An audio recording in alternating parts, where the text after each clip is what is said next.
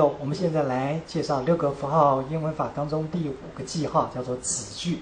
子句就是这样子带出来的，这是一个在英文当中非常特别而且非常重要的一个记号。根据过去的学习，我们知道英文出来的时候，先找主词，找动词。我们看这个例子 ，She loves， 她爱，她爱什么东西呢？我们看到这后面，我们后面一直往下看，她爱什么呢？She loves a man， 她爱一个男生，这就是1、2、3带出来最重要的英文的前3个单位。再出现的字就有可能有后面翻译前面的形容词的现象。我们继续看下去，她爱一个男生，一个什么样的男生呢 ？With courage， 介系词加名词 ，courage 叫做勇气，所以勇气的意思就是勇敢的一个男生，后面翻译前面，后面翻译前面。那么如果遇到有子句的时候，要单独看这个地方就是一个子句 ，because she is， 子句里面也有主词有动词，因为她是什么呢 ？A small woman， 因为她是个小女生，所以她喜爱一个有勇气的这样子的一个男人。好，各位，这就是现在我们要介绍的非常重要的子句。子句就是由这样子的这个中括弧里面有一个字，这个字在学校教的时候叫做关系代名词、关系副词等等的，我们听完都觉得听不懂，所以很简单的，现在这个词叫做一个手，这个手带出来一个子句，而子句呢，很重要的关键就是要单独的来看它。现在我们来介绍下面的3种不同的子句。第一种子句叫做形容词子句，我们看到第一个现象，它有一个手，后面带出主词动词。She is a girl， 她是一个女孩。Who I like，Who 这个手就是指这个女生。I like， 我喜欢的这个女生，她是我喜欢的那个女生。形容词子句还有第2种现象是这样子的，手兼任主词的现象，后面接动词。She is a girl who studies hard。各位看到这个 who 就是我们的手 ，studies 是动词，所以这个 who 呢兼任我们的主词。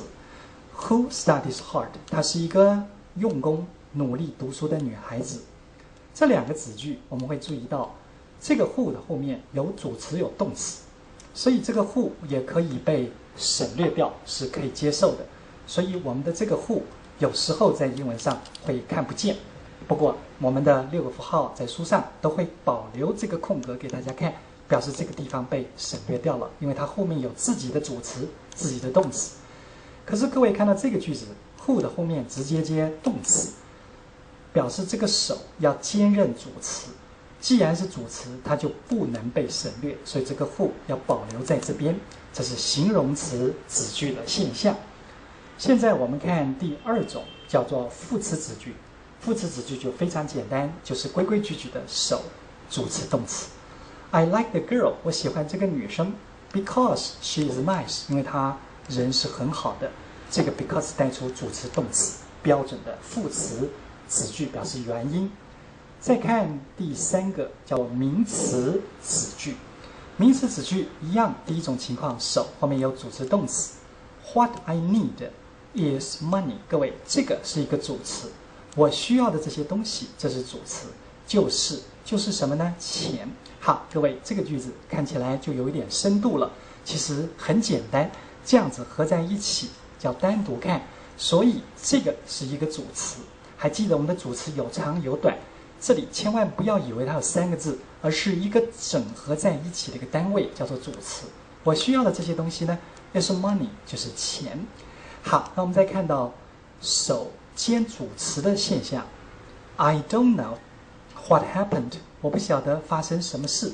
这个 what 就是我们的手同时兼任主词，后面带动词，我不晓得发生了什么事情。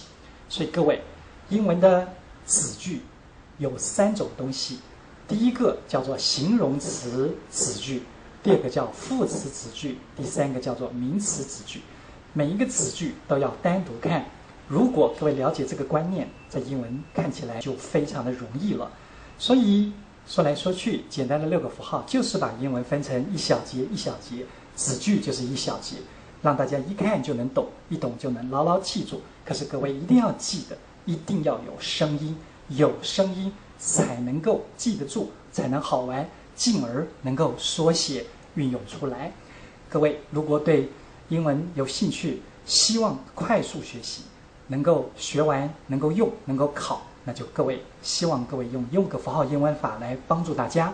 那么我们现在介绍的叫做子句，在下一次我们会介绍分词句构，那我们就等下回来分享了。